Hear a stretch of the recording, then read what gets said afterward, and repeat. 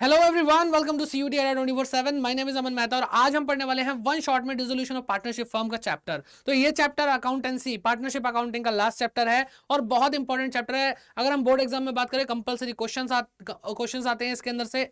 और अगर हम बात करें सीयूईटी की तो इसके अंदर थियरी पोर्शन बहुत अच्छा खासा है और इसके न्यूमेरिक भी बहुत ज्यादा सॉलिड होते हैं। तो जरूर देखिए, एंड तक अच्छे से पढ़िए। और बाकी अगर आपने वन शॉट नहीं देखे तो सारे वन शॉट जरूर एक एक करके देखना शुरू कर दीजिए, क्योंकि आपको अपनी प्रिपरेशन को लगाने हैं चार चांद। तो आइए यहाँ पे पढ़ना शुरू करते हैं। तो सबसे पहले हम बात करते हैं कि सर डिसोल्यूशन होता क्या है। तो अगर सिंपल भाषा में आपको समझाऊं तो डिसोल्यूशन का मतलब होता है जब पार्टनरशिप फर्म को बंद करते हैं तो उसको बोलते हैं डिसोल्यूशन हो गया। ठीक है, लेकिन यहाँ पर दो तरह के डिसोल्यूशन के बारे में बात की जाती है और पढ़ेंगे हम इनमें से एक ही, लेकिन मतलब दोनों का समझना है। डिसोल्यूशन ऑफ पार्टनरशिप और दूसरा डिसोल्यूशन है डिसोल्यूशन ऑफ फर्म। तो पार्टनरशिप क्या है? पार्टनरशिप एक रिलेशन को शो करता है, और जबकि हम फर्म की बात करें तो फर्म एक बिजनेस को शो करता है जो एक रिलेशन से बनता है। ठीक है, तो dissolution of partnership means change, means what? Change कहां पर? In relation among the partners but the firm continues. तो अगर डिसोल्यूशन ऑफ पार्टनरशिप है तो पार्टनरशिप का डिसोल्यूशन क्या है? चेंज है, लेकिन वो फर्म को बंद नहीं करता, फर्म कंटिन्यू रहती है। On the other hand dissolution of firm means business of the firm is discontinued. कि अगर हम बात करें दूसरी और डिसोल्यूशन ऑफ फर्म की तो इसका मतलब है कि जो बिजनेस है फर्म का वो डिसकंटिन्यू हो गया। ओके, चलिए अब इसके बारे में थोड़ा सा डिफरेंस भी देख लेते हैं साथ साथ, क्योंकि भाई पता तो होना ही चाहिए अच्छे से। मीनिंग की बात करें तो अभी हमने मीनिंग पढ़ी ही है। डिसोल्यूशन ऑफ फर्म आपको यहाँ पे गिवन है, फर्म का डिसोल्यूशन ये रहा और पार्टनरशिप का ये रहा, ध्यान से देखते रहना।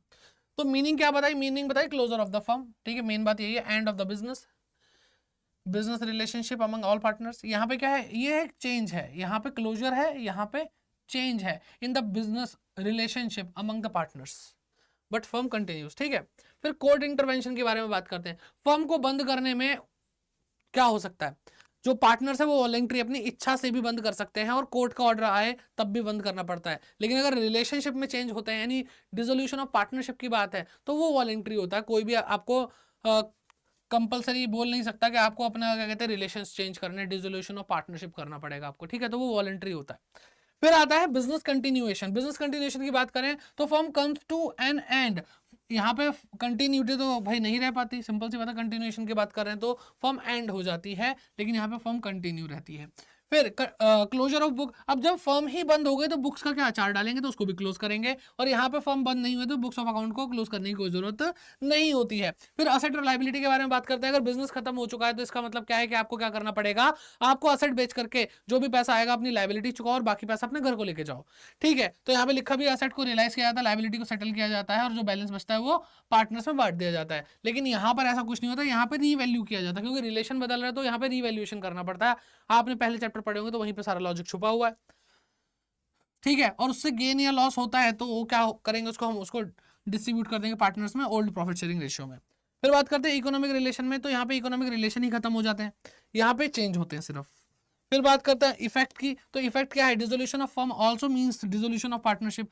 भाई खत्म होना भी एक तरह का चेंज है, तो फर्म का डिसॉल्व होना कहने का मतलब पार्टनरशिप का डिसॉल्व होना होता है। लेकिन जहां पर हम बात करते हैं डिसोल्यूशन ऑफ पार्टनरशिप की, तो डिसोल्यूशन ऑफ पार्टनरशिप में और may not involve dissolution of firm. ठीक है, तो ये हमारे डिफरेंसेस हो गए। अब बात करते हैं mode of dissolution of a firm की, कि भाई किस किस तरीके से हम डिसोल्यूशन ऑफ फर्म कर सकते हैं, यानी फर्म को बंद कर सकते हैं। तो पहला आता है बाय म्यूचुअल एग्रीमेंट, कि भाई जब हम पार्टनरशिप में आए थे तो सबने म्यूचुअली एग्रीमेंट किया था एक, जिसको हम पार्टनरशिप डीड बोलते हैं अगर हम रिटर्न में कर रहे हैं तो। ठीक है, और अगर हम बात करें रिटर्न की, तो रिटर्न एग्रीमेंट कैसा होता था भाई? Return agreement sorry oral agreement की बात करें तो ओरल एग्रीमेंट में कुछ लिखत नहीं होता था। तो दोनों ही अगर हम देखें, लेकिन है तो वो म्यूचुअल एग्रीमेंट ही। तो यहाँ पे अगर हम बोलते हैं कि म्यूचुअल एग्रीमेंट से डिसोल्यूशन भी होता है, तो बिल्कुल हो सकता है। तो अ फर्म में dissolve when all the partners agree for its dissolution. जब सारे पार्टनर एग्री करते हैं कि भाई डिसोल्यूशन कर लेते हैं। A partnership firm is set up by an agreement, agreement से बनी थी तो एग्रीमेंट से मिटेगी। ठीक है, तो ये सिंपल सी बात है। फिर सेकंड पॉइंट पे आते हैं, कौन सा और दूसरा तरीका है? तो कंपलसरी डिसोल्यूशन होता है, कंपलसरी करना ही पड़ेगा, यानी there is no other choice. तो यहाँ पे क्या आता है? दो पॉइंट बताए गए हैं, जब सारे के सारे पार्टनर इंसॉल्वेंट हो जाएं, जब सारे के सारे पार्टनर क्या हो जाएं? इंसॉल्वेंट हो जाएं, या फिर सारे पार्टनर इंसॉल्वेंट हो जाए सिवाय एक के। तो भाई जब अकेला इंसान काबिल बचता है तो वो अकेला इंसान काफी नहीं है पार्टनरशिप करने के लिए, कम से कम 2 लोग तो होने ही चाहिए। तो इसलिए यहाँ पर कंपलसरी डिसोल्यूशन होता है, सारे पार्टनर इंसॉल्वेंट हो जाए या फिर सारे सब हो जाए लेकिन एक के अलावा। फिर दूसरा पॉइंट आता है when business of the firm becomes unlawful. भाई अगर कोई चीज है जो बैन हो जाए आपके स्टेट में या कंट्री के अंदर, तो उस टाइम उससे पहले पहले तो आप अच्छा खासा बिजनेस कर रहे थे, लेकिन एकदम से वो बैन हो गया, तो जब पहले लीगल था अब अनलॉफुल हो गया, तो उस केस में भी आपको क्या करना पड़ेगा, कंपलसरी डिसोल्यूशन करना पड़ेगा। ओके, आगे बात करते हैं थर्ड पॉइंट की। यहाँ पे आता है बाय नोटिस। तो in case partnership at will, अगर भाई देखो सिंपल सी बात है, 2 तरह से पार्टनरशिप डीड होती है, एक तो स्पेसिफिक पीरियड के लिए होती है पार्टनरशिप एग्रीमेंट, एक होता है एट विल। तो स्पेसिफिक पीरियड के लिए 10 साल 20 साल के हम पार्टनरशिप कर रहे हैं, लेकिन अगर एट विल है इसका मतलब कोई टाइम पीरियड स्पेसिफाई नहीं है, तो जब तक मन करेगा तब तक पार्टनरशिप करेंगे। तो अब ऐसे में जब हम स्पेसिफिक पीरियड के लिए करते हैं तो 10 साल 20 साल खत्म होने के बाद अपने आप हो जाती है पार्टनरशिप डिसॉल्व, फर्म डिसॉल्व हो जाती है। लेकिन अगर भाई एट विल है तो फिर तो हमें नोटिस देना पड़ेगा ना, तो इसलिए यहाँ पे थर्ड पॉइंट में नोटिस की बात हो रही है, और कह रहे हैं कि जब पार्टनरशिप कैसी हो, एट विल हो, the firm may be dissolve by any partner, कोई भी पार्टनर डिसॉल्व कर सकता है नोटिस देकर, giving notice in writing to all the other partners of his intention to dissolve the firm. ठीक है, ये section 43 of Indian partnership act 1932 में लिखा है। सेक्शन याद करना है नहीं, जरूरत नहीं है, इसकी जरूरत नहीं है। चलिए आगे बढ़ते हैं। फोर्थ पॉइंट आता है on happening of an event, कुछ ऐसा हो जाए, उसके होने पर क्या करना पड़ेगा, फर्म को डिसॉल्व करना पड़ेगा। सबसे पहले एक्सपायरी ऑफ टर्म, मैंने आपको बोला स्पेसिफिक पीरियड के लिए अगर पार्टनरशिप की जाए तो वो टर्म, वो जो टाइम पीरियड है वो जैसे ही पूरा हो तो आपको क्या करना चाहिए, आपको डिसॉल्व करना पड़ेगा। भाई एग्रीमेंट ही खत्म हो जाएगा आपका, दोबारा एग्रीमेंट करके आप पार्टनरशिप दोबारा से कंटिन्यू कर सकते हो, वो एक अलग बात है। ठीक है, एक तो ये हो गया। ऑन कंप्लीशन ऑफ वेंचर, जिस काम के लिए आपने पार्टनरशिप करी थी वो काम ही कंप्लीट हो चुका है अब। ठीक है, on death of a partner, अगर नथिंग इज स्पेसिफाइड, अगर कुछ भी नहीं क्लियर करा गया पार्टनरशिप एग्रीमेंट के अंदर, तो किसी पार्टनर की डेथ होने पे भी डिसोल्यूशन किया जाता है फर्म का। या फिर on adjudication of an of of a partner as insolvent, या फिर ऐसा भी हो सकता है कि कोई पार्टनर इंसॉल्वेंट घोषित किया जाए, तो उस केस में भी क्या होगा भाई, उस केस में हम फर्म को डिसॉल्व कर देंगे।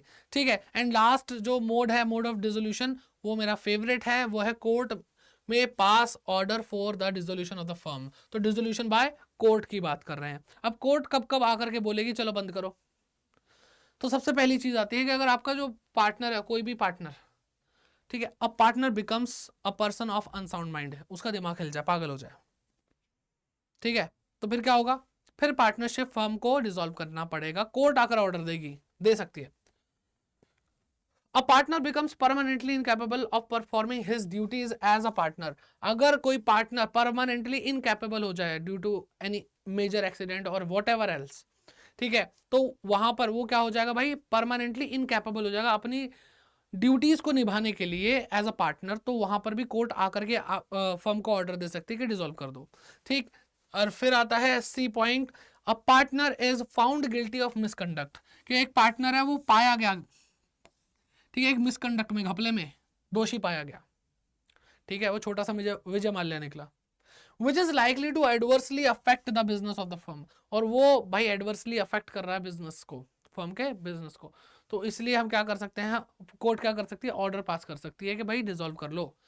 डी पॉइंट आता है partnership agreement is breached persistently by a partner और पार्टनर्स, कोई एक पार्टनर या फिर एक से ज्यादा पार्टनर्स बार बार पार्टनरशिप एग्रीमेंट की धज्जियां उड़ा रहे हैं, यानी तोड़ रहे हैं, उसे ब्रीच कर रहे हैं परसिस्टेंटली, बार बार। तो भाई देखो, जो पार्टनरशिप एग्रीमेंट होता है एक लीगल डॉक्यूमेंट होता है, और अगर हम बार बार उसको ब्रीच करते हैं, तोड़ते हैं, तो कहीं ना कहीं हम एक कानून की इज्जत खराब कर रहे हैं ना, उसकी डिसरिस्पेक्ट कर रहे हैं। तो उस केस में कोर्ट आकर के हमें ऑर्डर दे सकती है कि भाई आप अपनी फर्म को डिसॉल्व करो। ई पॉइंट आता, court find dissolution of the firm justified, ये तो भाई कमाल ही हो गया, मतलब जो मन आएगा वो करोगे, हाँ जी, कोर्ट को लगता है कि आपका डिसोल्यूशन करवाना सही है, जस्टिफाइड है, तो करवाएगी।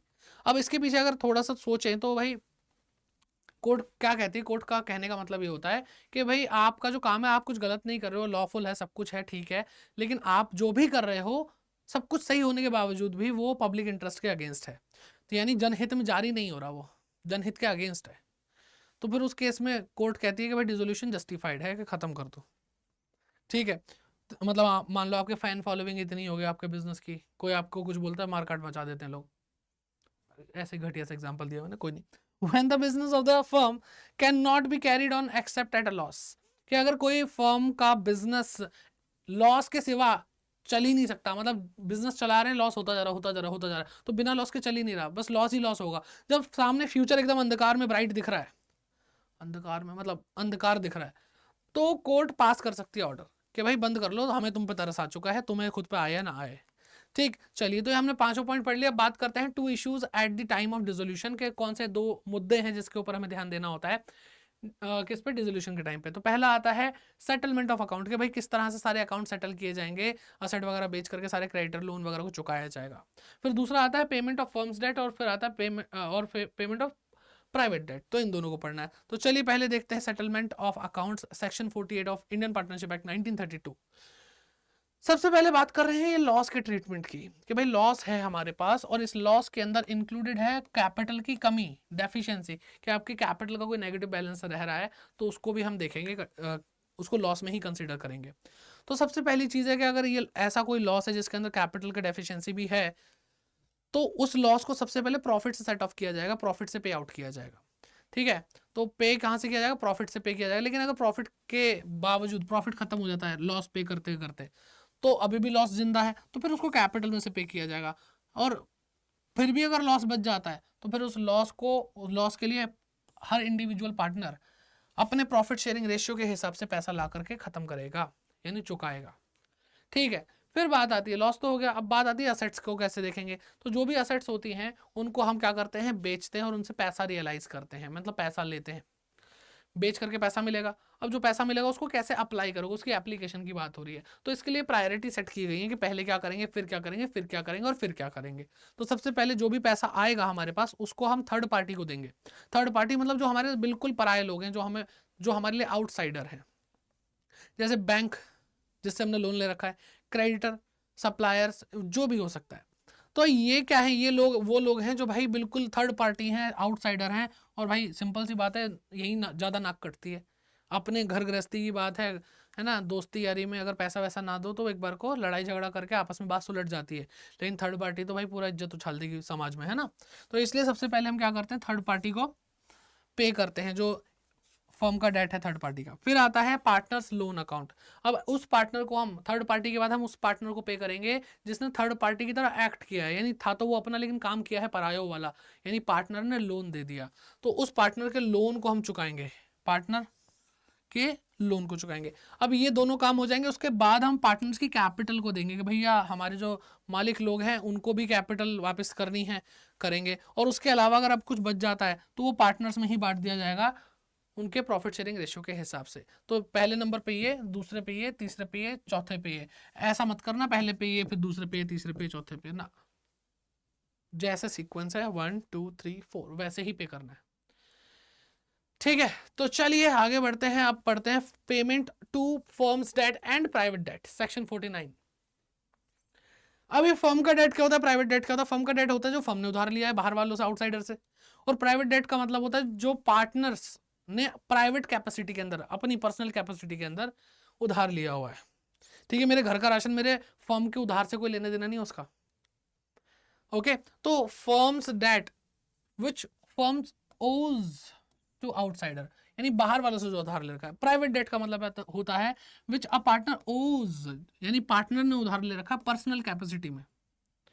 समझ में आ रही है बात। फिर आते हैं इसके बाद दो पॉइंट और, कि भाई अगर हम इसको पे आउट करेंगे तो कैसे करेंगे। अगर फर्म की प्रॉपर्टी आपके पास है, मतलब फर्म के पास कुछ प्रॉपर्टी है, तो फर्म की प्रॉपर्टी से जो पैसा हमें रिसीव होगा उसको हम फर्स्ट किसके लिए पे यूज करेंगे, हम फर्म के डेट के लिए यूज करेंगे पहले तो।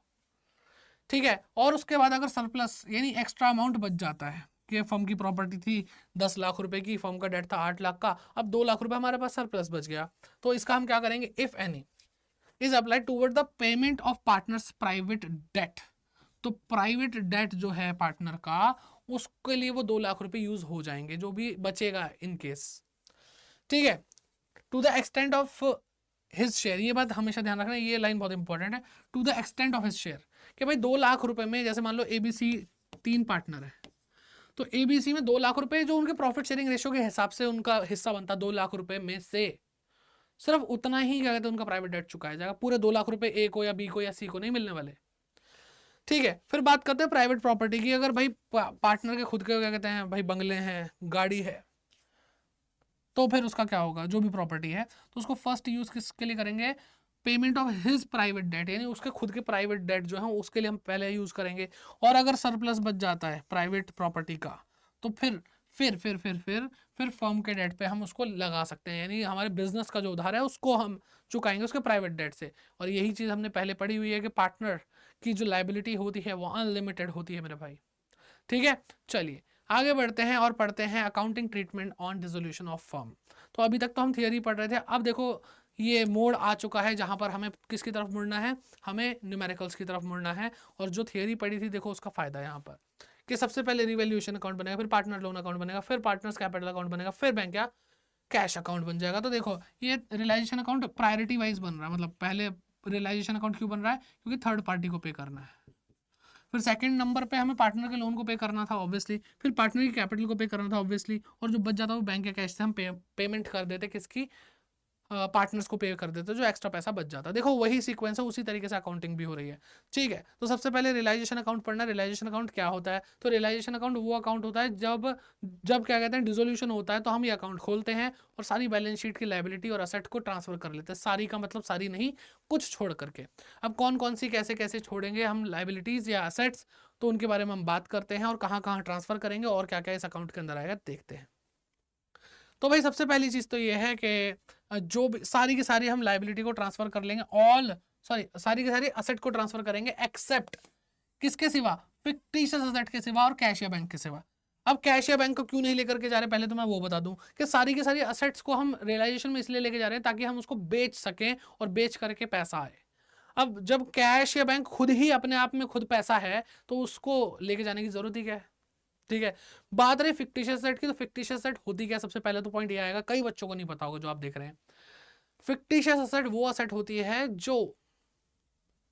जो ना ही टेंजिबल होती है ना ही इंटेंजिबल होती है, नाइदर टेंजिबल नॉर इंटेंजिबल।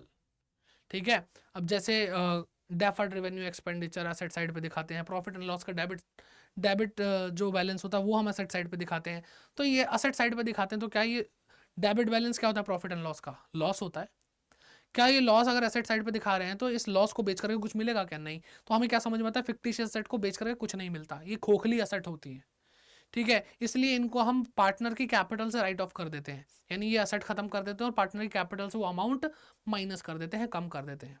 ठीक, तो इसलिए इन दोनों को लेके जाने का कोई फायदा ही नहीं होता। तो इसके अलावा जो बची वो सारी की सारी एसेट को हम लेकर जाते हैं रियलाइजेशन अकाउंट के किस साइड पर, डेबिट साइड पर लेकर जाते हैं। कहां पर, डेबिट साइड पर लेकर जाते हैं। फिर बात करते हैं ट्रांसफरिंग ऑल लाइबिलिटीज, सारी लाइबिलिटीज की बात कर लेते हैं। एक्सेप्ट सारी की सारी लाइबिलिटी जाएंगी किसके सिवा, पार्टनर के लोन के सिवा। क्यों, क्योंकि ये थर्ड पार्टी नहीं है, क्योंकि रियलाइजेशन में वो लाइबिलिटीज जा रही हैं जिनको हमें पहले पे करना है, और जो पार्टनर्स लोन है वो इन थर्ड पार्टीज के बाद ही पे होगा। तो अगर हमने उसको रियलाइजेशन में लेके चले गए तो भाई ये तो उसी लाइन में लग जाएंगे जहां पर सबको पैसा मिल रहा है थर्ड पार्टी को। तो ये भी बहती गंगा में हाथ धो लेगा, ये तो गलत बात है ना। इसको जब बाद में ही पैसा मिलना है, इसको पहले कैसे पैसा दे दे, नहीं तो हमारे थर्ड पार्टी आउटसाइडर नाराज हो जाएंगे कि भाई अपने लोगों को पहले पैसा दे रहे हैं, ये है वो है, बहुत बातें बनेंगी भाई। तो इसलिए थोड़ा सा क्या कहते हैं, आउटसाइडर को पहले भाव देंगे ताकि उनको पहले पेमेंट हो पाए। तो इसलिए हम पार्टनर लोन अकाउंट को रियलाइजेशन में नहीं लेके जाएंगे। फिर पार्टनर कैपिटल अकाउंट को भी हम रियलाइजेशन में नहीं लेकर के जाएंगे, ये बात भी ध्यान रखें। ठीक है, क्योंकि पार्टनर लोन थर्ड पार्टी के बाद, और पार्टनर लोन के बाद पार्टनर कैपिटल अकाउंट में पैसा भेजा जाएगा। और ये इन दोनों के अलावा जो लाइबिलिटी हम सारी की सारी लेके जा रहे हैं वो जाएगी कहाँ, क्रेडिट साइड ऑफ अकाउंट। ठीक, credit side of realisation account जाएगी। ठीक है, अच्छा मैं एक चीज़ और ऐड करना चाहूँगा कि जो यहाँ पे लाइबिलिटीज़ हैं, लाइबिलिटी साइड पे तो रिजर्व भी आ रहे होंगे, तो सारे रिजर्व भी नहीं जाएंगे। जैसे हम बात करते हैं वर्कमैन कंपनसेशन रिजर्व की, हम बात करते हैं किसकी, जर्नल रिजर्व की। तो इस तरह के जो रिजर्व है वो पार्टनर के कैपिटल अकाउंट में डिस्ट्रीब्यूट किए जाते हैं, जैसा कि अभी तक हमने पढ़ा है change in profit sharing ratio में, एडमिशन ऑफ अ पार्टनर में, रिटायरमेंट या डेथ ऑफ अ पार्टनर में। तो सेम वैसा ही होगा। लेकिन अगर हम बात करते हैं इन्वेस्टमेंट फ्लक्चुएशन रिजर्व की, तो ये एक ऐसा रिजर्व है जो एक असेट से बिलोंग करता है, और असेट अगर सारी जा रही हैं, वो असेट अगर रियलाइजेशन में जा रही है तो वो रिजर्व भी रियलाइजेशन अकाउंट में ही जाएगा। ठीक है, जैसे डेटर के लिए क्या, डेटर असेट है, असेट रियलाइजेशन अकाउंट में जाएगी। और ये डेटर जो है इससे रिलेटेड एक हमारे पास प्रोविजन होता है, वो होता है प्रोविजन फॉर डाउटफुल डेट, तो वो भी रियलाइजेशन अकाउंट में जाएगा। ठीक है, तो ये बातें थोड़ी सी ध्यान रखना। फिर आते हैं थर्ड पॉइंट पे। अब बात ये है कि जब ये असेट और लाइबिलिटी हमने ट्रांसफर कर ली, अब असेट बिकेगी, अब असेट बिकेगी, सेल ऑफ असेट की बात कर रहे हैं, तो जो भी पैसा रियलाइज होगा वो कहाँ पे दिखाया जाएगा, credit side of realisation account में दिखाया जाएगा। यानी असेट आएगी डेबिट साइड पे और असेट को बेच करके पैसा दिखाया जाएगा क्रेडिट साइड पे, अपोजिट साइड पे। फिर लाइबिलिटी में देखो क्रेडिट साइड पे दिखा रहे हैं, तो लाइबिलिटी जब पे होगी, लाइबिलिटी पेड और डेबिटेड कहाँ पे दिखाई जाएगी बेटा, डेबिट साइड पे। तो जहां जहां असेट और लाइबिलिटी ट्रांसफर हुई है उनके अपोजिट में उनकी पेमेंट और सेल होगी, ठीक है, ये बात ध्यान रखना। एंड लास्टली एक्सपेंसेस, कौन सा एक्सपेंसेस, रियलाइजेशन के एक्सपेंसेस। आपने बिल्डिंग बेची, आपने डेटर से पैसा वसूला, आपको ब्रोकर की जरूरत पड़ गई होगी, ऐसा तो है नहीं ना आपके बहुत बड़े बढ़िया लिंक है, प्रॉपर्टी डीलर क्या बोलेंगे फिर तो मैं नौकरी छोड़ दूं। भाई प्रॉपर्टी डीलर्स का काम है, उनके पास नेटवर्क होता है, उनके पास क्लाइंट होते हैं, वो बिकवा देंगे आपकी बिल्डिंग वगैरह, ठीक है। जो डेटर वगैरह वो पैसा नहीं देंगे तो फिर आपको एजेंट रखने पड़ेंगे वसूली करवाने के लिए, ठीक है। तो ये सारी चीजें क्या है, ये रियलाइजेशन करवाने के एक्सपेंसेस हैं, ठीक, डिसोल्यूशन एक्सपेंसेस बोल सकते हो आप इसको। तो ये एक्सपेंसेस भी कहाँ जाएंगे बेटा, ये डेबिट साइड में जाएंगे रियलाइजेशन अकाउंट के। आई होप यहाँ तक सबको क्लियर है, रियलाइजेशन अकाउंट की पूरी आउटलाइन मैंने आपको दे दी है। अब आगे बढ़ते हैं और देखते हैं कि भाई कुछ जर्नल एंट्रीज होती हैं जब हम रियलाइजेशन अकाउंट बनाते हैं। तो closing of the asset and liabilities, जब हम असेट और लाइबिलिटी को क्लोज करते हैं तो क्या जर्नल एंट्रीज होती है, ठीक। तो सबसे पहले आपके सामने आती है कि जब हम असेट्स को ट्रांसफर करते हैं, तो असेट को ट्रांसफर करेंगे तो बैलेंस शीट से निकल जाएगी। बैलेंस शीट से निकलने का मतलब समझ रहे हो आप, बैलेंस शीट से निकलने का मतलब बिजनेस से खत्म, हम खत्म ही तो कर रहे हैं बुक्स ऑफ अकाउंट को, तो हमने खत्म कर दिया। अब असेट जा रही है बिजनेस से, हम यही मानेंगे, और असेट जब जाती है तो क्या होता है बेटा, डिक्रीज होती है, तो क्या होता है, क्रेडिट करते हैं। तो हमने क्या करा, वेरियस असेट, यानी एक एक करके हमने असेट को क्रेडिट करना शुरू कर दिया, और सारी असेट कहाँ जा रही है, debit side, debit side, debit side of realisation account, ठीक है। तो डेबिट करेंगे रियलाइजेशन अकाउंट को टू वेरियस असेट्स अकाउंट। फिर मैंने आपको क्या बोला कि जो भी असेट है उससे रिलेटेड कोई प्रोविजन या रिजर्व है तो वो भी कहाँ पे जाएगा बेटा, वो भी रियलाइजेशन अकाउंट में जाएगा। अब रिजर्व जो हो गया वो या फिर प्रोविजन हो गया, ये तो लाइबिलिटी होती है, और लाइबिलिटी जब डिक्रीज होती है तो डेबिट करते हैं, और ये ट्रांसफर लाइबिलिटी कहाँ पे ट्रांसफर होती है, लाइबिलिटी ट्रांसफर होती है रियलाइजेशन के क्रेडिट साइड पे, ओके। फिर फिक्टिशियस एसेट के बारे में मैंने आपको बताया था कि ये खोखली एसेट है, इससे कुछ भी नहीं मिलने वाला, कोई खरीदने वाला नहीं है, ये ऐसी एसेट है जिससे हम पैसा रियलाइज नहीं कर सकते, तो इसको पार्टनर की कैपिटल से क्या करेंगे, राइट ऑफ करेंगे। असेट तो है, भले ही फिक्टिशियस एसेट है तो असेट, अगर ये डिक्रीज होगी तो करना तो इसको हम क्रेडिट ही पड़ेगा, और इसकी वजह से हमारी कैपिटल कम हो जाएगी, उतना ही अमाउंट कैपिटल कम हो जाएगा। और कैसे होगा बेटा, ओल्ड प्रॉफिट, जो भी इनका प्रॉफिट शेयरिंग रेशियो है PSR है वैसे ही होगा, ठीक है। चलिए फिर लाइबिलिटी को ट्रांसफर करने की बात आती है, बाकी जो बची हुई है, जैसे सन्ड्री क्रेडिटर है, बिल पेबल है, बैंक लोन है, जितने भी थर्ड पार्टी हैं सबको हमने डेबिट कर दिया, खत्म कर दिया, और रियलाइजेशन में क्रेडिट साइड पे लिख दिया, ठीक। बहुत सिंपल है, बहुत क्लियर है, आगे बढ़ते चलो। अब यहाँ पे रियलाइजेशन की बात करते हैं कि भाई हमें असेट से रियलाइज होगा पैसा तो कैसे होगा। तो सबसे पहली चीज तो असेट बेचोगे तो पैसा मिल जाएगा, पैसा या मतलब पैसा यानी कैश आएगा, या फिर बैंक अकाउंट में पैसा आ जाएगा, तो ये दोनों ही असेट है। अब ये वाली जो असेट है कैश या बैंक, ये हम रियलाइजेशन में लेकर नहीं गए हैं, पहला पॉइंट, ठीक है। हम इसको रियलाइजेशन में नहीं लेकर गए हैं, और इसलिए अभी असेट बढ़ रही है तो कैश या बैंक क्या होगा, डेबिट होगा, तो मैंने डेबिट कर दिया, पैसा मिल रहा है ना असेट बेच करके। और असेट जा रही है तो असेट क्या हो जाएगी, क्रेडिट हो जाएगी। सर ये तो रियलाइजेशन अकाउंट लिखा, अरे बेटा बैलेंस शीट से तो निकाल ली ना हमने, बैलेंस शीट से निकाल के रियलाइजेशन में डाल दी। अब हमेशा ध्यान रखना, रियलाइजेशन में जब हम ट्रांसफर कर चुके होते हैं किसी भी असेट या लाइबिलिटी को, तो अब जब भी उस असेट या लाइबिलिटी से रिलेटेड कोई भी जर्नल एंट्री होगी, तो जब भी असेट या लाइबिलिटी को डेबिट या क्रेडिट करना पड़ेगा, तो हम उस असेट का या लाइबिलिटी का नाम नहीं लिखेंगे, हम उसकी जगह रियलाइजेशन अकाउंट ही लिखेंगे, क्योंकि अब वो सारी असेट और लाइबिलिटी को रिप्रेजेंट करने का काम किसका, रियलाइजेशन अकाउंट का है, ठीक है। तो इसलिए यहाँ पे असेट अकाउंट आना चाहिए था, लेकिन यहाँ पे रियलाइजेशन आया, बिकॉज हमने उसको बैलेंस शीट से निकाल कर रियलाइजेशन अकाउंट में डाल दिया। आई होप ये पॉइंट क्लियर है। तो इसलिए अब आप कंफ्यूज मत होना, ये रियलाइजेशन अकाउंट नहीं, ये असेट है, बस इसको दिखाया रियलाइजेशन अकाउंट के थ्रू जा रहा है। तो जब असेट बिकेगी तो देखो हमने क्रेडिट कर दिया रियलाइजेशन को, और पैसा आ गया तो कैश या बैंक डेबिट हो जाएगा। अच्छा एक और चीज हो सकती है, कोई पार्टनर बोले एक काम करो आपकी असेट नहीं बिक रही, या फिर कोई पार्टनर बोले कि ये तो असेट मुझे ही लेके जानी थी तो मुझे दे दो, तो भाई अब वो असेट जाएगी तो वो तो रियलाइजेशन तो क्रेडिट होना ही है।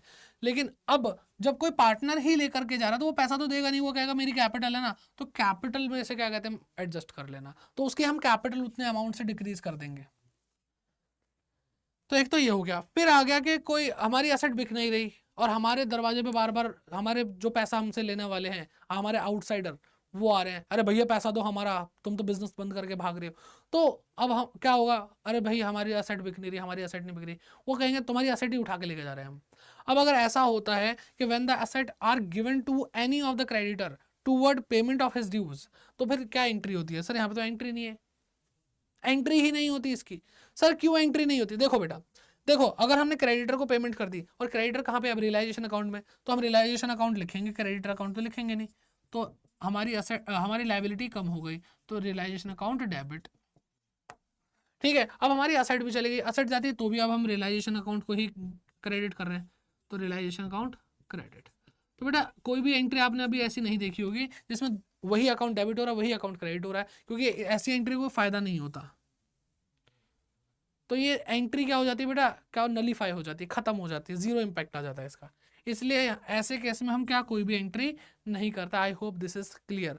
सर आप फिर पता कैसे चलेगा अकाउंट को देख करके कि भाई वो असेट और लाइबिलिटी गई कहाँ? तो बेटा उसके लिए नोट लिख देना, अकाउंट प्रॉपरली आप बनाना, कोई एंट्री मत डालना, और नीचे नोट लिख देना क्रेडिटर भैया हमारी असेट लेकर चले गए। ठीक है, सिंपल है। आइए आगे बढ़ते हैं, अब बात करते हैं, ये तो असेट से पैसा आ गया, अब लाइबिलिटी को पैसा पे करेंगे, सेटलमेंट करेंगे, उनकी पेमेंट करेंगे, तो कैसे होगा? देखो लाइबिलिटी की पेमेंट करोगे तो लाइबिलिटी कम होगी, लाइबिलिटी डिक्रीज होती है तो क्या होता है, डेबिट करते हैं। और जब मैं पेमेंट करूँ तो कैश या बैंक तो कम होगा, और कैश या बैंक एक असेट है, असेट कम होती है तो क्रेडिट होता है। बेटा इसी तरह से रूल बना लो कि जब भी जर्नल एंट्री को समझोगे यही बोल बोल के समझोगे कि ये होता है इसलिए डेबिट होता है, ये होता है इसलिए इंक्रीज हो रहा तो वो हो जाएगा। तो सारी चीज़ें इस तरीके से आप अगर करोगे तो आपके दिमाग में वो फंक्शन बनने लग जाएगा, जिससे आप कभी गलती नहीं करोगे। ठीक है, अब ये हो गया। अब ऐसा भी तो हो सकता है कोई पार्टनर बोले मैं पेमेंट कर देता हूँ ना, आप क्यों परेशान हो रहे हो, बाद में पैसा दे देना। तो देखो अगर कोई लाइबिलिटी की पेमेंट एक पार्टनर कर रहा है तो हमारी लाइबिलिटी तो कम हो रही है, तो इसलिए रियलाइजेशन अकाउंट क्या होगा, डेबिट तो होगा ही।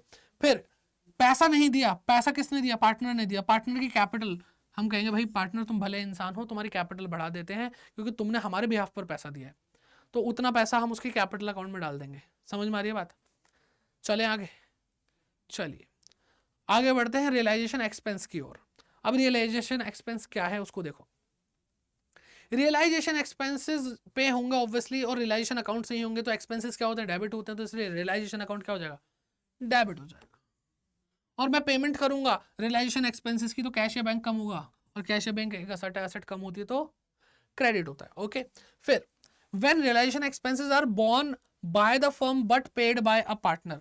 अब ऐसा हो सकता है कि रियलाइजेशन एक्सपेंसेस जो हैं वो कौन पे कर रहा है, एक पार्टनर पे कर रहा है, तो एक्सपेंसेस तो फर्म के ही है, लिखा भी है यहाँ पे बोर्न बाय द फर्म, के फर्म ने कहा मेरे खर्चे, और पे कौन कर रहा है, पार्टनर पे कर रहा है, तो जो भी पार्टनर पे कर रहा है उसके कैपिटल इंक्रीज कर देंगे। सिंपल सी बात है कि भाई हमारे बिहाफ पर कोई पैसा दे रहा है तो बाद में हम उसको पैसा तो देना है, तो उसके अकाउंट में वो इंक्रीज करके डाल दो पैसा।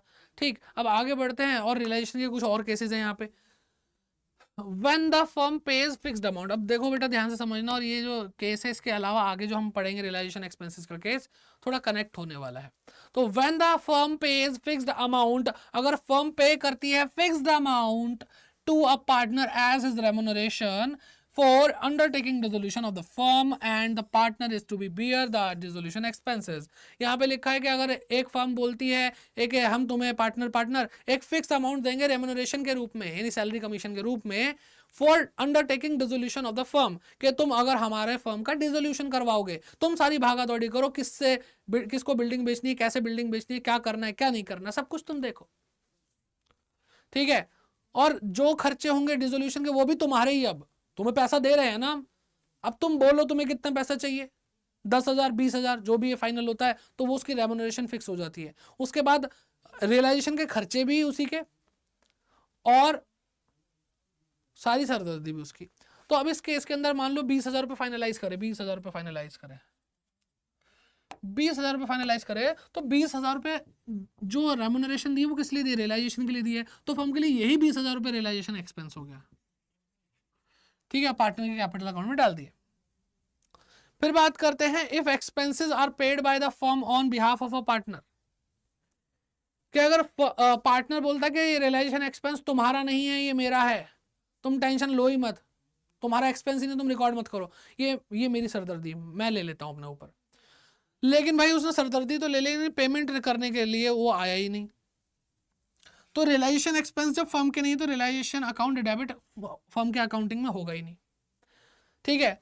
लेकिन पेमेंट हमने कर दी और हमारा पैसा चला गया, किसकी वजह से? एक पार्टनर की वजह से। तो उस पार्टनर से बोलेंगे भाई तेरी कैपिटल में से वो पैसा निकाल रहे हैं अब हम।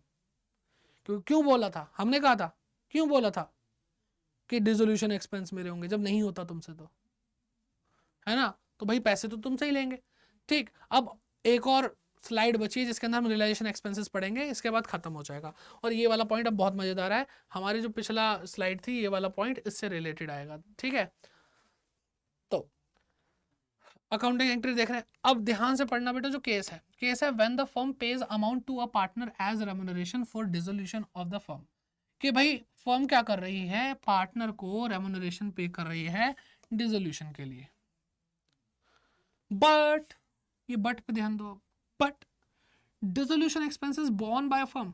अब देखो यहाँ पे कह रहे हैं कि रेम्युनरेशन दे रहे हैं डिसोल्यूशन करवाने के, लेकिन डिसोल्यूशन के एक्सपेंसेस भी फर्म के हैं। अगर हम पिछले केस में देखें तो यहाँ पे भी सेम चीज हो रही थी, लेकिन डिसोल्यूशन का जो एक्सपेंस था वो कौन बियर कर रहा था, कौन झेल रहा था, वही पार्टनर। लेकिन यहाँ पर पैसा भी मिल रहा है पार्टनर को, और जो खर्चे होंगे वो भी क्या कहते हैं, हमारे पार्टनर के नहीं है। पिछले वाले केस में क्या हो रहा था कि भाई हमें 20,000 रुपये मिल गए और हम गए प्रॉपर्टी डीलर के पास, हमारी बिल्डिंग बिकवा दो, उसने कहा 25,000 लगेंगे। अब हम यहाँ पे पार्टनर बैठ के रो रहे हैं, हे भगवान 25,000 लगेंगे, मेरे को तो 20 मिले। लेकिन अब क्या करे वो, उसने तो अपनी जुबान दे दी। अब जुबान दे दी है तो भाई 25,000 तो देने ही पड़ेंगे। और वो डिसोल्यूशन एक्सपेंस कौन झेलेगा, वो खुद झेलेगा, ना कि फर्म, ठीक है। लेकिन अगर वही यही सिचुएशन इस केस में होती तो क्या होता कि भाई मैंने बोला मुझे 20,000 रुपये चाहिए, ठीक है, मुझे 20,000 रुपये चाहिए, तो उन्होंने बोला लो भाई बस तुम हमारे क्या कहते बात करवा देना जिससे भी होगी, तो 20,000 रुपये रेम्युनरेशन के रूप में मिल गई है। लेकिन यहाँ पर जो भी अब एक्सपेंस हो रहे हैं रियलाइजेशन के, वो किसके हैं, वो पार्टनर के नहीं है, वो फर्म के ही रहेंगे। मैं गया प्रॉपर्टी डीलर के पास, अंकल मेरी बिल्डिंग बिकवाओ, तो उन्होंने बोला कि भाई 25,000 लगेंगे। हमने बोला फर्म 25,000 मांग रहे, देना जरा। तो हम ऐसे फर्म को, तो कहने का मतलब क्या कि इस केस के अंदर जो पार्टनर को रेम्युनरेशन दी गई वो भी रियलाइजेशन एक्सपेंस है, प्लस जो हम एक्चुअल में रियलाइजेशन का एक्सपेंस आ रहा है वो भी उनका ही है। तो इसलिए दो एंट्री हुई हैं, और हम चाहें तो उनको कंबाइन कर सकते हैं, realisation account debit with 45,000 and 2 partner concern partner capital account, 2 cash bank account. Okay जी, और बस नरेशन में प्यार से लिख देना अच्छे से।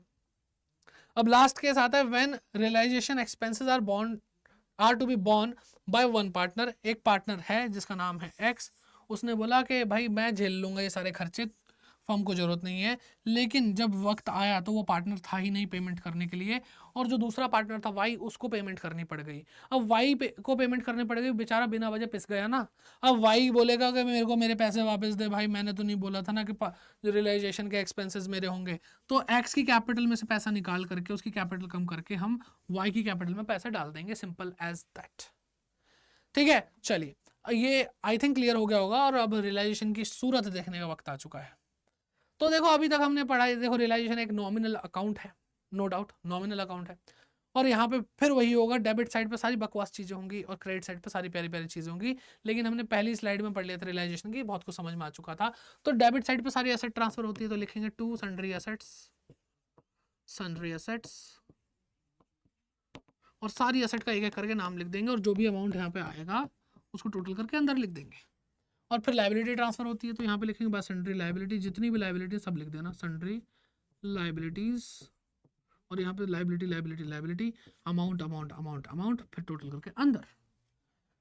इसके बाद हमने क्या पढ़ा था कि भाई असेट बिकेगी तो क्रेडिट साइड से पैसा आएगा, तो लिखा भाई बाय कैश या बैंक, और जो भी असेट से पैसा ले रहा है तो असेट उस असेट का नाम लिखना शुरू कर देंगे, ठीक है। ये क्या है, अमाउंट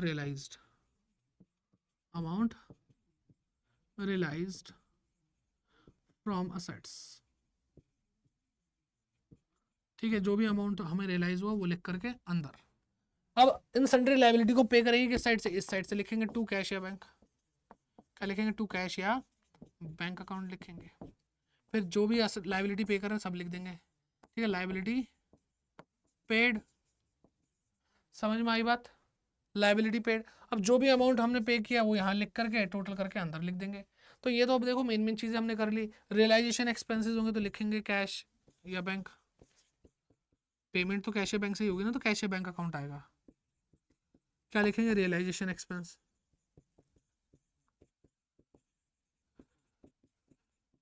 अगर कोई पार्टनर पे करता है तो कैश या बैंक नहीं आएगा, वो उस पार्टनर की कैपिटल अकाउंट आ जाएगी। कोई पार्टनर अगर कोई असेट लेकर जाता है तो लिखेंगे पार्टनर्स कैपिटल अकाउंट। ठीक है, asset taken over, asset taken over, सब लिखो भाई सब, और वो अमाउंट लिखा जाएगा। लाइबिलिटी को टेक ओवर जगह नहीं है इसलिए मैं बता रहा हूँ। लाइबिलिटी को टेक ओवर करेगा तो यहाँ पे लिखेंगे to partners capital account, bracket में लिख देना। जैसे मान लो क्रेडिटर टेकन, मतलब क्रेडिटर सेटल्ड समथिंग कुछ ऐसा। अब देखो क्रेडिट साइड अगर ज़्यादा होगी, डेबिट साइड कम होगी, तो यहाँ पे क्या आएगा? रियलाइजेशन का प्रॉफिट आ जाएगा। Profit on realisation, profit on realisation. अभी जो प्रॉफिट आएगा भाई, ये प्रॉफिट क्या है? एक्सेस अमाउंट है जो हमारा असेट को बेच करके जो पैसा आया था और लाइबिलिटी को पे करने के बाद भी बच गया, तो पार्टनर की कैपिटल में डाल दिया जाएगा। ठीक है, पार्टनर की कैपिटल में डाल दिया जाएगा, बस बात खत्म। अगर प्रॉफिट नहीं आएगा तो लॉस इस साइड पर आ जाएगा, बात खत्म। ठीक है, आई होप आपको रियलाइजेशन अकाउंट मेन जो समझ में आना चाहिए था वो समझ में आ गया, क्योंकि इस चैप्टर की हाईलाइट ही रियलाइजेशन अकाउंट है। अब आगे बात करते हैं पार्टनर लोन की, क्योंकि थर्ड पार्टी के बाद हम क्या पे करते हैं? पार्टनर का लोन अकाउंट पे करते हैं, और इतना ही है, इसके इसमें ज़्यादा डिटेलिंग नहीं है। देखो ध्यान से,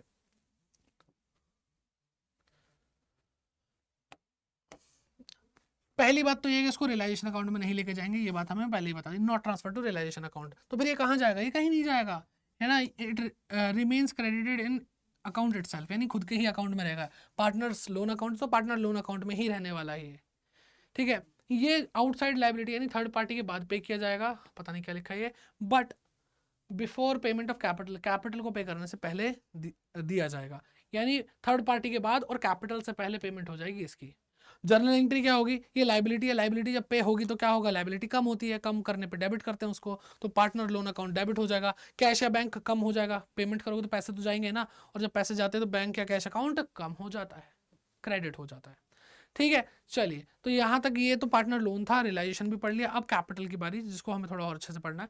पार्टनर कैपिटल अकाउंट को जर्नल एंट्री जो हमें सीखनी है यहाँ पर, तो सबसे पहले आता है कि देखो हम सब कुछ तो खत्म कर ही रहे हैं, सारी चीजें निपटा रहे हैं धीरे धीरे करके। तो अगर मान लो फिक्स्ड असेट अकाउंट में फिक्स्ड कैपिटल अकाउंट मेथड था, फिक्स्ड कैपिटल अकाउंट मेथड, तो उस केस में क्या होगा कि भाई करंट अकाउंट भी ओपन होगा। अब करंट अकाउंट की जरूरत नहीं है जब बुक्स ऑफ अकाउंट खत्म हो रही है, तो करंट अकाउंट बच्चा है उसको वापस उसके पापा के पास भेज दो, किसको? कैपिटल अकाउंट के पास, फिक्स कैपिटल अकाउंट के पास। तो अगर कोई भी नेगेटिव बैलेंस है तो वो कहाँ जाएगा? पार्टनर के कैपिटल अकाउंट में जाकर के डेबिट हो जाएगा, यानी नेगेटिव अमाउंट कैपिटल को कम ही तो करेगा।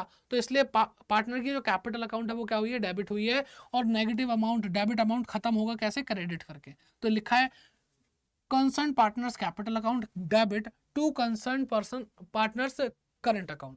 फिर अगर इसका उल्टा भी हो सकता है कि आपके करंट अकाउंट का पॉजिटिव बैलेंस था, तो वो जब जाएगा कैपिटल में तो कैपिटल को इंक्रीज कर देगा, इसलिए कैपिटल अकाउंट क्रेडिट होगी और पार्टनर का करंट अकाउंट क्या होगा? डेबिट हो जाएगा।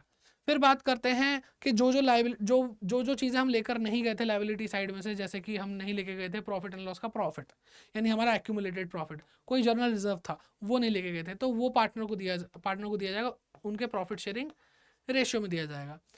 फिर बात आती है आगे कि अगर भाई कोई एक्यूमुलेटेड लॉस था तो वो लॉस जाएगा पार्टनर की कैपिटल में, और कैपिटल कम हो जाएगी, और कैपिटल कम होती है तो क्या करते हैं भाई? उसको हम डेबिट करते हैं। कोई डेफर्ड रेवेन्यू एक्सपेंडिचर था वो भी जाकर के राइट ऑफ होगा, पार्टनर की कैपिटल कम होगी, और किस में होगी बेटा? पीएसआर जो उनका गिवन है उसमें। फिर आता है रियलाइजेशन की बात करते हैं कि भाई अभी हमने देखा रियलाइजेशन अकाउंट से प्रॉफिट या लॉस निकल के आएगा।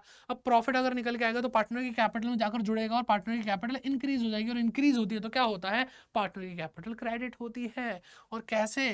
कैसे? प्रॉफिट शेयरिंग रेशियो में ही ये रियलाइजेशन का प्रॉफिट डिस्ट्रीब्यूट होगा। फिर अगर लॉस होता है तो इसका अपोजिट एंट्री हो जाएगी। अब पार्टनर की कैपिटल डिक्रीज होगी यानी डेबिट करेंगे, और रियलाइजेशन क्रेडिट हो जाएगा, ये भी पीएसआर में। फिर बात करते हैं कि जब पार्टनर की कैपिटल, अब सब कुछ तो हमने ट्रांसफर कर दिया, हर एक काम कर दिया है, तो पार्टनर की जो कैपिटल की बात अगर हम करें तो अब वो हो सकता है कि नेगेटिव हो जाए। तो उस केस में क्या होगा? पार्टनर को पैसा लाना पड़ेगा, और पार्टनर की कैपिटल नेगेटिव होने का मतलब पता है क्या है? कि हमारे जो बिजनेस के सरप्लस अमाउंट थे, मतलब जो भी हमारा असेट बेचकर अमाउंट आया, हमने उससे असेट्स बेच दी, सब कुछ कर दिया, फिर भी हमारे जो हमारा उधार था वो पूरा नहीं हो पा रहा, तो इसलिए वो कैपिटल का माइनस में अमाउंट आ रहा है। तो और पैसा लाने का मतलब यही है कि पार्टनर पे कर रहे हैं अपनी प्राइवेट प्रॉपर्टी से, या फिर उनकी अनलिमिटेड लायबिलिटी वाली जो प्रॉब्लम थी वो अब सामने आ चुकी है।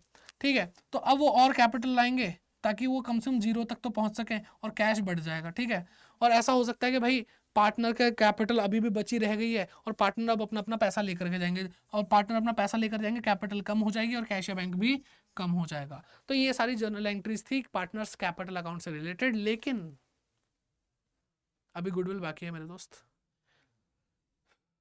ठीक, अब कुछ चीजें हैं जो गुडविल से रिलेटेड भी है।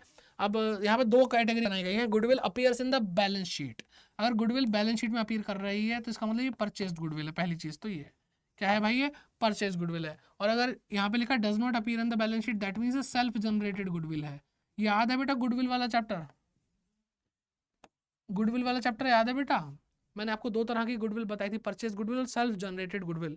सेल्फ जनरेटेड गुडविल वो गुडविल होती है जो by the year of time, मतलब जैसे जैसे साल बीतते चले जाते हैं तो उसमें क्या होता है भाई, हमारे एफर्ट्स की वजह से वो इंक्रीज होती जाती है, इंक्रीज होती जाती है।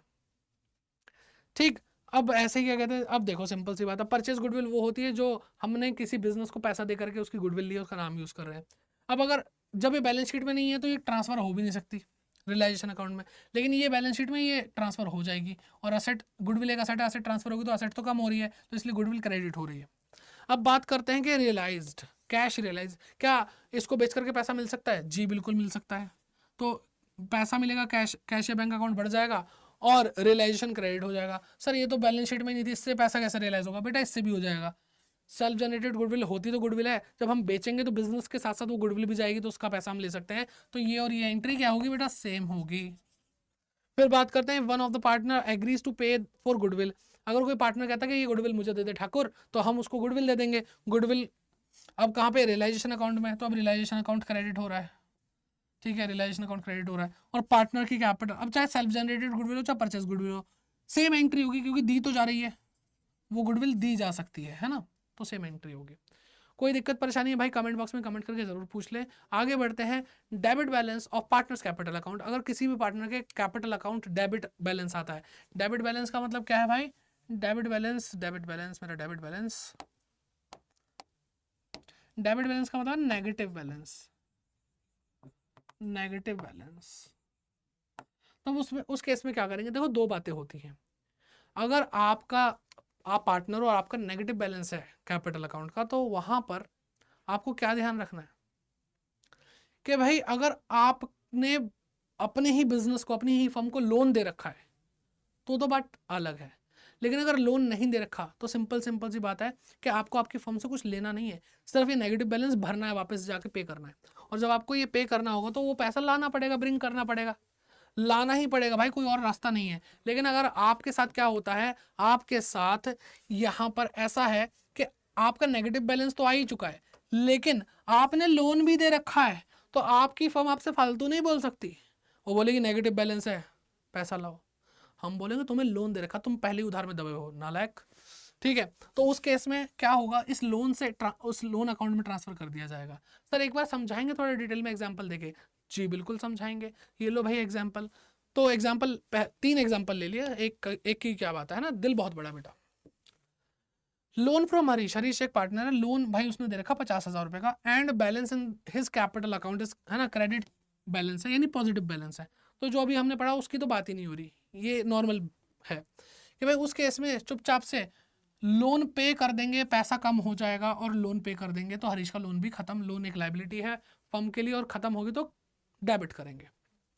जो हमने पीछे स्लाइड में पढ़ा उसमें ये और ये सीन आएगा भाई। देखो लोन फ्रॉम हरीश 50,000 रुपए है और कैपिटल अकाउंट उसका डेबिट बैलेंस दे रखा, नेगेटिव बैलेंस दे रखा 40,000 रुपए। अब देखो यहाँ पे खेल शुरू कि अब इसका जो नेगेटिव बैलेंस है वो इसके लोन अकाउंट में ट्रांसफर कर देंगे और हम कहेंगे कि भैया हरीश तुम्हारा जो लोन था वो निपट गया। उसने कहा कैसे? हमने कहा हमने तुम 10,000 दे दिए। वो कह रहा है मैंने तो 50,000 का लोन दिया था। हमने बोला तुम्हारी 40,000 रुपए की नेगेटिव बैलेंस था, तो हमने वो 50,000 में से पहले 40,000 अपने पास रखे और बाकी जो 10,000 बचे वो दिए तुम्हें। ठीक है, तो ये हो गया। अब यहाँ पे बात करते हैं एक और केस की। तो यहाँ पे हरीश एक पार्टनर है, 50,000 रुपए का क्या है उसका? 50,000 रुपए का उसका लोन है और उसका जो नेगेटिव बैलेंस है, डेबिट बैलेंस है कैपिटल अकाउंट का, वो 60,000 रुपये। अब ये तो ज़्यादा हो गया। तो फिर हमने बोला हरीश तुम्हारा लोन खत्म, पेमेंट हो गई। कह रहा है अकाउंट में तो 1 रुपया नहीं दिया तुमने। हमने कहा देखो आपका लोन तो खत्म कर दिया। क्यों खत्म हुआ? क्योंकि आपका जो नेगेटिव बैलेंस था कैपिटल का वो 60,000 था, तो हमने उसमें से 50,000 रुपये एडजस्ट कर लिए, और अभी भी तुमसे 10,000 रुपये लेने बाकी है मेरे दोस्त, 10,000 रुपये लाओ। तो 10,000 रुपये भी देगा उस, तो फर्म के पास कैश इंक्रीज होगा, बैंक अकाउंट इंक्रीज होगा। आई होप आप लोगों को अच्छे से समझ में आ गया हो। कोई भी दिक्कत परेशानी तो कमेंट बॉक्स आपके लिए है, कमेंट करके ज़रूर पूछिए और बताइए कि भाई कैसा लगा ये सेशन। तो और अगर हम आप साथ में प्रैक्टिस करना चाहते हैं और क्लास 12th बोर्ड एग्जाम में भी फोड़ना चाहते हैं, और साथ ही साथ आप CUET के अंदर लाना चाहते हैं बहुत अच्छे मार्क्स, तो आप हमारे साथ जुड़ सकते हैं बाई डाउनलोडिंग अड्डा 24/7 ऐप। और ये जो आपको पीछे बैचेस दिख रहे हैं, इनमें से जैसे हम श्रेष्ठ बैच की बात करें तो 16 अगस्त से ये शुरू होने वाला है। तो आप जब ये वीडियो देख रहे हैं तो आई थिंक शुरू हो चुका होगा। ओके, और जब भी आप कोई भी कोर्स में इनरोल करें तो Y550 कोड जरूर लगाएं ताकि आपको मिले मैक्सिमम डिस्काउंट। और अगर हम बात करते हैं वरदान की, तो भाई आपके लिए CUET कॉमर्स का महापैक वरदान है। एक बार मैं आपको दिखा देता हूँ किस तरह से आप इनरोल कर सकते हैं।